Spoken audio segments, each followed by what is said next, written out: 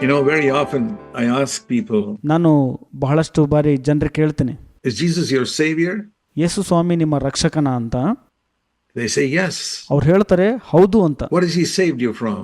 ಹಾಗಾದ್ರೆ ಯಾವ್ದ್ರಿಂದ ನಿಮ್ಮನ್ನು ರಕ್ಷಿಸಿದ್ದಾರೆ ಅಂತ ಕೇಳುವಾಗ, Has he saved you from getting angry? ನೀವು ಕೋಪಗೊಳ್ಳೋದ್ರಿಂದ ಆತನು ನಿಮ್ಮನ್ನು ರಕ್ಷಿಸಿದನ ಅಂತ ಕೇಳ್ತೀನಿ. Do you get angry with your wife or your husband? ನಿಮ್ಮ ಹೆಂಡತಿಯೊಟ್ಟಿಗೆ ನೀವು ಕೋಪ ಮಾಡ್ಕೊಳ್ತೀರಾ? ನಿಮ್ಮ ಗಂಡನೊಟ್ಟಿಗೆ ಕೋಪ ಮಾಡ್ಕೊಳ್ತೀರಾ? No, that hasn't happened. ಇಲ್ಲ, ಆತರ ಏನಾಗಿಲ್ಲ ಅಂತ ಹೇಳ್ತಾರೆ. Then what do you do when you get angry? Well, I ask the Lord to forgive me and he forgives me. ಆಗ ನಾನು ಕೇಳ್ತೀನಿ, ನೀನು ಕೋಪಗೊಂಡಾಗ ಏನ್ ಮಾಡ್ತೀಯ ಅಂತ. ಅವ್ರು ಹೇಳ್ತಾರೆ, ನಾನು ಕೋಪಗೊಂಡಿದ್ದಕ್ಕೆ ಕ್ಷಮಿಸು ಅಂತ ಕೇಳ್ತೀನಿ, ಕ್ಷಮಿಸ್ತಾರೆ ಯೇಸು ಸ್ವಾಮಿ ಅಂತ. What about when you men lust with your eyes? Has he saved you from that? ನಿಮ್ಮ ಕಣ್ಣಿನಲ್ಲಿ ಪುರುಷರು ನೀವು ಮೋಹಿಸುವಾಗ ಅದ್ರ ಬಗ್ಗೆ ಏನು? ಹಾಗಾದ್ರೆ ಅದರಿಂದ ಯೇಸು ನಿಮ್ಮನ್ನ ರಕ್ಷಿಸಿದ್ದಾರಾ? Why do I mention these two sins? Anger and lusting with the eyes. ಯಾಕೆ ಈ ಎರಡು ಪಾಪಗಳನ್ನ ಹೇಳದೆ ಗೊತ್ತಾ? ಕೋಪ ಮತ್ತು ಕಣ್ಣಿನಲ್ಲಿ ಮೋಹಿಸುವಂಥದ್ದು. I preached about that for the last 50 years, perhaps more than any preacher I have heard. ಕಳೆದ 50 ವರ್ಷದಲ್ಲಿ ನಾನು ಇದನ್ನ ಬೇರೆ ಹೆಚ್ಚಿನ ಪ್ರಸಂಗಿಗಳಿಗಿಂತ ಬಹಳ ಹೆಚ್ಚಾಗಿ ಇದನ್ನ ನಾನು ಪ್ರಸಂಗ ಮಾಡಿದ್ದೀನಿ, ಇದ್ರ ಬಗ್ಗೆ ಮಾತನಾಡಿದ್ದೀನಿ. You tell me if you've heard any preacher preach about against anger and sexual lust as much as I have. ಕೋಪ ಮತ್ತು ಲೈಂಗಿಕ ಮೋಹಿಸುವಿಕೆ ಇದರ ಬಗ್ಗೆ ಯಾರಾದರೂ ಪ್ರಸಂಗಿಗಳು ಹೆಚ್ಚಾಗಿ ಮಾತನಾಡಿದಾರಾ? ಅದ್ರ ಬಗ್ಗೆ ನಂಗೆ ಹೇಳ್ರಿ ನೋಡೋಣ. Why do I mention these two? ಯಾಕೆ ಈ ಎರಡನ್ನ ಹೇಳ್ತಾ ಇದ್ದೀನಿ ಅಂದ್ರೆ, because in the Sermon on the Mount, ಪರ್ವತದ ಮೇಲಿನ ಪ್ರಸಂಗದಲ್ಲಿ, Matthew 5, 6 and 7, ಮತ್ತಾಯ 5, 6, 7ನೇ ಅಧ್ಯಾಯ, there are many sins listed in the Sermon on the Mount. For example, ಅನೇಕ ಪಾಪಗಳು ಅಲ್ಲಿ ಪಟ್ಟಿಯಾಗಿವೆ. ಉದಾಹರಣೆಗೆ, if you are not pure in heart, that's a sin. ನಿಮ್ಮ ಹೃದಯದಲ್ಲಿ ನೀವು ಶುದ್ಧರಾಗಿಲ್ಲ ಅಂದ್ರೆ ಅದು ಪಾಪ ಅಂತ ಹೇಳುತ್ತೆ. If you don't love your enemies, that's a sin. ನಿಮ್ಮ ವೈರಿಗಳನ್ನ ಪ್ರೀತಿ ಮಾಡಿಲ್ಲ ಅಂದ್ರೆ ಅದು ಪಾಪ ಅಂತ ಹೇಳುತ್ತೆ. If you don't speak the truth always, that's a sin. ನೀವು ಯಾವಾಗಲೂ ಸತ್ಯ ಮಾತನಾಡಲಿಲ್ಲ ಅಂದ್ರೆ ಅದು ಪಾಪ ಅಂತ ಹೇಳುತ್ತೆ. Many things like that. ಅನೇಕ ಸಂಗತಿಗಳು ಆ ರೀತಿಯಾಗಿ ಹೇಳುತ್ತಲ್ಲಿ. But among all the sins, for example, if you pray and you tell other people about it, ಎಲ್ಲಾ ಪಾಪಗಳಲ್ಲಿ ನೀವು ಪ್ರಾರ್ಥನೆ ಮಾಡಿ ಅದಿನ್ನೊಬ್ಬರಿಗೆ ಹೇಳಿದ್ರು ಕೂಡ ಅದು ಪಾಪನೇ. That's a sin, because supposed to we have to pray in secret. ಯಾಕಂದ್ರೆ ನಾವು ಪ್ರಾರ್ಥನೆಯನ್ನ ರಹಸ್ಯವಾಗಿ ಮಾಡಬೇಕು. But among all the sins, and there are many of them, if you read Matthew 5, 6 and 7, ಮತ್ತಾಯ 5, 6, 7ನೇ ಅಧ್ಯಾಯಗಳಲ್ಲಿ ಅನೇಕ ಪಾಪಗಳ ಪಟ್ಟಿ ಇದೆ ಅಲ್ಲಿ. there are only two sins in the entire Sermon on the Mount that Jesus said will take you to hell. ಎರಡು ಸಂಗತಿಗಳು ಪರ್ವತದ ಮೇಲಿನ ಪ್ರಸಂಗದಲ್ಲಿ ಯೇಸು ಸ್ವಾಮಿ ಹೇಳಿದ್ದು, ಅವುಗಳೇ ನಿಮ್ಮನ್ನ ನರಕಕ್ಕೆ ತೆಗೆದುಕೊಂಡು ಹೋಗ್ತವೆ ಅಂತ. You know what they are? ಅವು ಏನ್ ಗೊತ್ತಾ?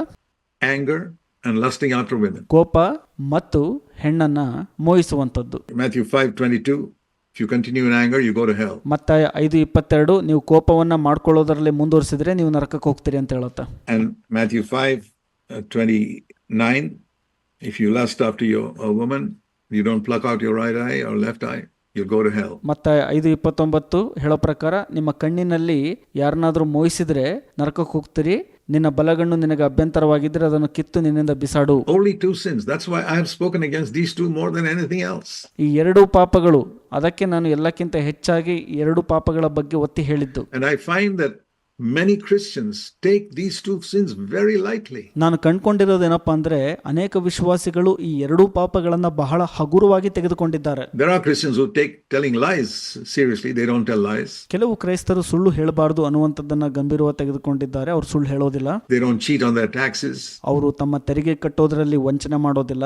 They try to avoid obvious sins. ಎಲ್ಲ ಕಣ್ಣಿಗೆ ಕಾಣಿಸುವಂತ ಪಾಪಗಳಿಂದ ಅವರು ತಪ್ಪಿಸಿಕೊಂಡು ಹೊರಗಿರ್ತಾರೆ. But when it comes to anger, at home especially, ಅದು ಕೋಪ ಅಂತ ಬಂದಾಗ, ಕುಟುಂಬದಲ್ಲಿ, ವಿಶೇಷವಾಗಿ ಮನೆಯಲ್ಲಿ, and in our place of work perhaps, ನಾವು ಕೆಲಸ ಮಾಡುವಂತ ಸ್ಥಳದಲ್ಲಿ, and lusting with the eyes, I find that many Christians haven't taken it seriously. ಕಣ್ಣಿನಲ್ಲಿ ಮೋಹಿಸುವಂತದ್ದು ನಾನ್ ಕಂಡುಕೊಂಡಿರೋದೇನಪ್ಪಾ ಅಂದ್ರೆ, ಅನೇಕ ಕ್ರೈಸ್ತರು ಇದನ್ನ ಬಹಳ ಹಗುರವಾಗಿ ತೆಗೆದುಕೊಂಡಿದ್ದಾರೆ. I was born again 66 years ago and I did not take that seriously for 16 years after being born again. ನಾನು 66 ವರ್ಷಗಳ ಹಿಂದೆ ಹೊಸದಾಗಿ ಹುಟ್ಟಿದೆ. ನಾನು ಹೊಸದಾಗಿ ಹುಟ್ಟಿದ ಮೊದಲ 16 ವರ್ಷದಲ್ಲಿ ಈ ಒಂದು ಪಾಪವನ್ನ ಗಂಭೀರವಾಗಿ ತೆಗೆದುಕೊಂಡಿರಲಿಲ್ಲ. I would always confess it and ask the Lord to forgive me. ನಾನು ಯಾವಾಗಲೂ ಅದನ್ನ ಅರಿಕೆ ಮಾಡ್ತಾ ಇದ್ದೆ, ಕರ್ತನನ್ನ ಕೇಳ್ತಿದ್ದೆ ಅದನ್ನ ಕ್ಷಮಿಸುವಂತೆ. I never fell into adultery outside. ಹೊರಗಡೆ ನಾನು ವ್ಯಭಿಚಾರದಲ್ಲಿ ಇರಲಿಲ್ಲ. I never stole a bank or cheated on my taxes. I was always upright and all those things, but ನಾನು ಬ್ಯಾಂಕಲ್ಲಿ ಕದಿತಾ ಇರಲಿಲ್ಲ, ತೆರಿಗೆ ಕಟ್ಟೋದ್ರಲ್ಲಿ ವಂಚನೆ ಮಾಡ್ತಾ ಇರಲಿಲ್ಲ, ಅದರಲ್ಲಿ ನೀತಿವಂತನಾಗಿದ್ದೆ ನಾನು. These two I was battling. ಆದ್ರೆ ಈ ಎರಡು ಕ್ಷೇತ್ರದಲ್ಲಿ ಬಹಳ ಹೋರಾಟ ಮಾಡ್ತಾ ಇದ್ದೆ ನಾನು. And I never got victory. ಅದ್ರ ಬಗ್ಗೆ ನನಗೆ ಜಯ ಸಿಕ್ಕಿರ್ಲಿಲ್ಲ ಅವಾಗಿನ. But Immediately I would repent and ask God to forgive me, but I'd fall again. ಆದರೆ ನಾನು ತಕ್ಷಣಕ್ಕೆ ಕ್ಷಮೆ ಕೇಳ್ತಾ ಇದ್ದೆ, ಮಾನಸಾಂತರ ಪಡ್ತಾ ಇದ್ದೆ, ತಿರ್ಗಾ ಮತ್ತೆ ಬೀಳ್ತಾ ಇದ್ದೆ. And it went on until one day God baptized me in the Holy Spirit and my life was changed. ಅದು ಹೋಗ್ತಾನೆ ಇತ್ತು. ಆದರೆ ಒಂದು ದಿನ ಕರ್ತನು ನನ್ನನ್ನು ಪವಿತ್ರಾತ್ಮನಿಂದ ಅಭಿಷೇಕಿಸಿದರು.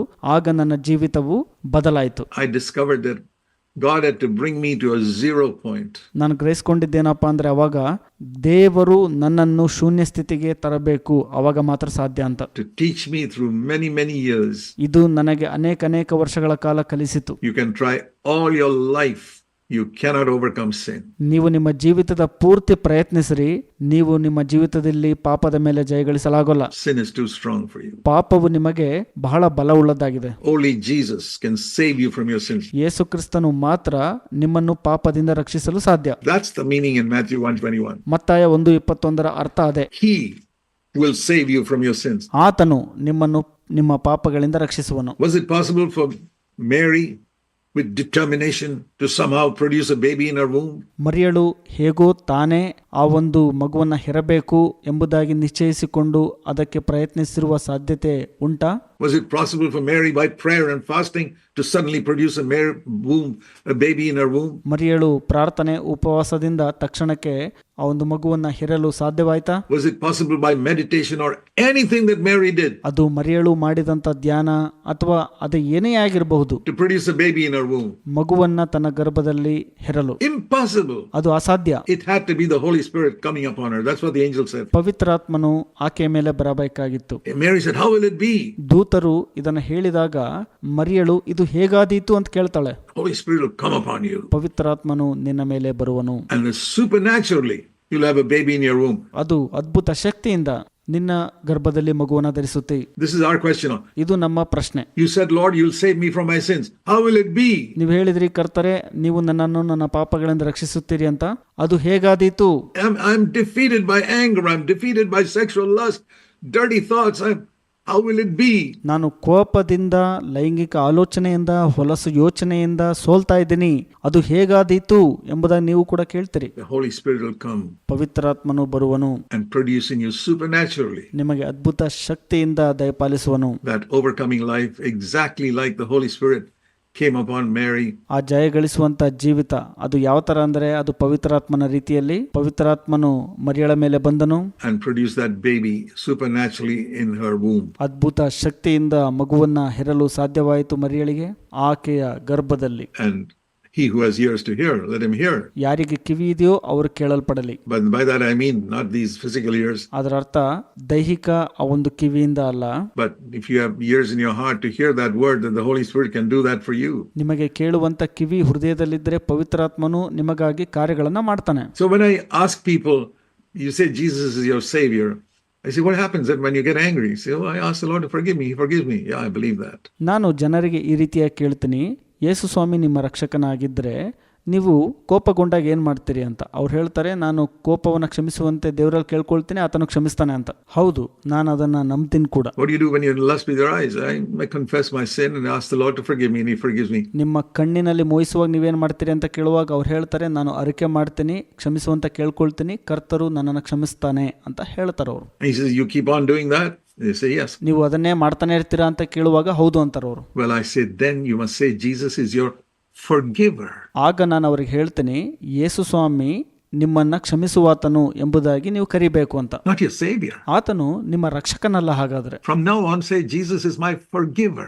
ಹಾಗಾದ್ರೆ ಇವತ್ತಿಂದ ಹೇಳ್ರಿ, ಯೇಸು ಸ್ವಾಮಿ ನನ್ನನ್ನ ಕ್ಷಮಿಸುವಾತನು ಅಂತ. He's not my savior because he's not saved me from anger. ಆತನು ನನ್ನ ರಕ್ಷಕನಲ್ಲ, ಯಾಕಂದ್ರೆ ನನ್ನ ಕೋಪದಿಂದ ಆತನು ನನ್ನನ್ನು ರಕ್ಷಿಸಿಲ್ಲ. He's not saved me from lusting with the eyes. ನನ್ನ ಕಣ್ಣಿನ ಮೋಹಿಸುವಿಕೆಯಿಂದ ಆತನು ನನ್ನನ್ನು ರಕ್ಷಿಸಿಲ್ಲ. And he's not saved me from certain other sins as well. ಬೇರೆ ಬೇರೆ ಪಾಪಗಳಿಂದ ಕೂಡ ನನ್ನನ್ನು ರಕ್ಷಿಸಿಲ್ಲ. ಅದಕ್ಕಾಗಿ Isn't it a lie to call him a savior when he's not saved you from sin? ನಿಮ್ಮನ್ನು ನಿಮ್ಮ ಪಾಪಗಳಿಂದ ರಕ್ಷಿಸಿಲ್ಲ ಅಂದಾಗ ಆತನನ್ನ ನೀವು ರಕ್ಷಕನು ಅಂತ ಕರೆಯುವುದು ನೀವು ಸುಳ್ಳು ಹೇಳಿದ ಹಾಗೆ ಅಂತ ನಿಮಗೆ ಅನ್ಸೋದಿಲ್ವಾ? What a tremendous deception, how the devil has blinded people's eyes. ಎಂತಹ ದೊಡ್ಡ ವಂಚನೆ ಇದು. ಸೈತಾನನು ಹೇಗೆ ಜನರನ್ನ ಕುರುಡನನ್ನಾಗಿ ಮಾಡಿದ್ದ ನೋಡ್ರಿ. That even when they read Matthew 1:21, they read it as if Jesus will forgive your sin. Read it again. ಅವರು ಮತ್ತಾಯ 1:21 ಓದಿದ್ರು ಕೂಡ ಅವ್ರು ಹೇಳ್ತಾರೆ ಯೇಸು ಸ್ವಾಮಿ ನಮ್ಮನ್ನ ಕ್ಷಮಿಸುವಾತನು ಎಂಬುದಾಗಿ. ಮತ್ತೊಂದ್ಸಲ ಓದ್ಕೊಡ್ರಿ ಅದನ್ನ. It's plain English. ಅದು ಸ್ಪಷ್ಟವಾದ ಒಂದು ಭಾಷೆಯಲ್ಲಿದೆ. He will save his people from their sins. ಆತನು ಜನರನ್ನು ಅವರ ಪಾಪಗಳಿಂದ ರಕ್ಷಿಸುವನು. And there's a lot of difference. ಬಹಳಷ್ಟು ವ್ಯತ್ಯಾಸ ಇದೆ ಅದರಲ್ಲಿ. And let me illustrate it. Jesus often explained truth with an illustration. ಒಂದು ದೃಷ್ಟಾಂತ ಹೇಳಕ್ ಇಷ್ಟಪಡ್ತೀನಿ ನಿಮಗೆ. ಯಾವಾಗಲೂ ಯೇಸು ಸ್ವಾಮಿ ಸತ್ಯವನ್ನ ದೃಷ್ಟಾಂತದೊಂದಿಗೆ ಹೇಳ್ತಾ ಇದ್ರು, ಅಂದ್ರೆ ಉದಾಹರಣೆಯೊಂದಿಗೆ. So here's an illustration that I have often used. ಇಲ್ಲಿ ಒಂದು ದೃಷ್ಟಾಂತ ಇದೆ, ಅದನ್ನ ನಾನು ಬಹಳಷ್ಟು ಬಾರಿ ಉಪಯೋಗಿಸಿದ್ದೀನಿ ಕೂಡ.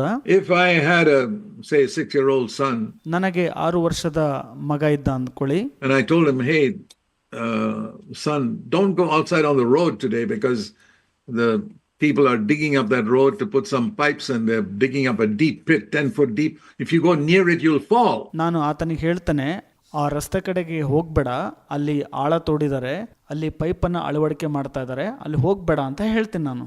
10-20 ಅಡಿ ಅಗಿತಾ ಇದ್ದಾರೆ, ನೀನು ಅಲ್ಲಿ ಹೋಗ್ಬಿಟ್ರೆ ಅಲ್ಲಿ ಬಿದ್ದು ಬಿಡ್ತೀಯಾ ಅಂತ ಹೇಳ್ತೀನಿ ನಾನು. And you know how small children can be disobedient and they are curious. ಚಿಕ್ಕ ಮಕ್ಕಳು ಹೇಗೆ ಕುತೂಹಲ ಉಳ್ಳವರಾಗಿರ್ತಾರೆ ಮತ್ತು ಅವಿಧೇಯರಾಗ್ತಾರೆ, ನಿಮಗೆ ಗೊತ್ತಿದೆ ಅದು. And they go near that pit to see what's happening. ಅವರು ಆ ಒಂದು ಗುಂಡಿಯ ಬಳಿಗೆ ಹೋಗಿ ನೋಡ್ತಾರೆ ಏನಾಗ್ತಾ ಇದೆ ಅಂತ. And my little boy falls into it. ಅಲ್ಲಿ ನನ್ನ ಸಣ್ಣ ಮಗ ಬಿದ್ದು ಬಿಡ್ತಾನೆ ಅದರಲ್ಲಿ. And from there in that 10 feet in that pit he cries out, daddy, daddy, come here. ಆ ಗುಂಡಿಯ 10 ಅಡಿ ಆಳದಿಂದ ಕರೀತಾನೆ, ಅಪ್ಪ ಅಪ್ಪ ಬಂದ್ ನೋಡು ನಾನು ಬಿದ್ದಿದ್ದೀನಿ ಅಂತಂದು. And I run there and say, what happened, son? ನಾನು ಓಡಿ ಬಂದು ಕೇಳ್ತೀನಿ, ಮಗನೇ ಏನಾಯ್ತು ಅಂತ. He says, dad, I'm sorry. You told me not to go near the pit. I was curious and I came here and I fell into it. ಅಪ್ಪ ನನ್ನ ಕ್ಷಮಿಸು ಅಂತ ಹೇಳ್ತಾನೆ. ನೀವು ಹೇಳಿದ್ರಿ ಆ ಗುಂಡಿ ಕಡೆಗೆ ಹೋಗ್ಬೇಡ ಅಂತ, ಆದ್ರೆ ನಾನು ಬಹಳ ಕುತೂಹಲ ಉಳ್ಳವನಾಗಿ ಬಂದು ಇಲ್ಲಿ ನೋಡಿ ಜಾರಿ ಬಿದ್ದ್ಬಿಟ್ಟಿದ್ದೀನಿ, ನನ್ನ ಕ್ಷಮಿಸು ಅಂತ ಕೇಳ್ತಾನೆ. I'm sorry, please forgive me. ನನ್ನ ಕ್ಷಮಿಸು, ನಿಜವಾಗ್ಲೂ ನಾನು ತಪ್ಪು ಮಾಡಿದೆ ಅಂತ ಹೇಳ್ತಾನೆ. Okay, son, you're forgiven. Goodbye. ಮಗನೇ ನೀನು ಕ್ಷಮಿಸಲ್ಪಟ್ಟಿದ್ದಿ ಅಂತ ಹೇಳ್ತೀನಿ. ಸರಿ ಹೋಗ್ತೀನಿ ನಾನು ಅಂತ ಹೇಳ್ತೀನಿ ನಾನು. He's still in the pit. ಆತನು ಇನ್ನೂ ಗುಂಡಿಯಲ್ಲೇ ಬಿದ್ದಿದ್ದಾನೆ. Did I forgive him? Sure. ನಾನು ಕ್ಷಮಿಸಿದ್ದೀನಿ, ಹಾಗಾದ್ರೆ ನಿಶ್ಚಯವಾಗಿ ಕ್ಷಮಿಸಿದ್ದೀನಿ. I forgave him completely for his disobedience. ಆತನ ಅವಿಧೇಯತೆಗೆ ನಾನು ಸಂಪೂರ್ಣವಾಗಿ ಕ್ಷಮಿಸಿದ್ದೀನಿ. Did I save him? No. ನಾನು ಆತನನ್ನು ರಕ್ಷಿಸಿದ್ದೇನಾ? ಇಲ್ಲ. He's still in the pit. ಆತನು ಇನ್ನೂ ಗುಂಡಿಯಲ್ಲಿದ್ದಾನೆ. ಅದಕ್ಕಾಗಿ That is the condition of many believers. ಅದೇ ಅನೇಕ ವಿಶ್ವಾಸಿಗಳ ಒಂದು ಸ್ಥಿತಿಯಾಗಿದೆ. Lord, forgive me. I did that again. Forgiven. ಕರ್ತರೆ ನಾನು ಮತ್ತೊಮ್ಮೆ ಅದನ್ನ ಮಾಡಿದೆ, ಕ್ಷಮಿಸು ಅಂತ ಹೇಳ್ತಾರೆ. ಅವರು ಕ್ಷಮಿಸಲ್ಪಡ್ತಾರೆ. So I told people, then you must never call Jesus your savior. Call him your forgiver.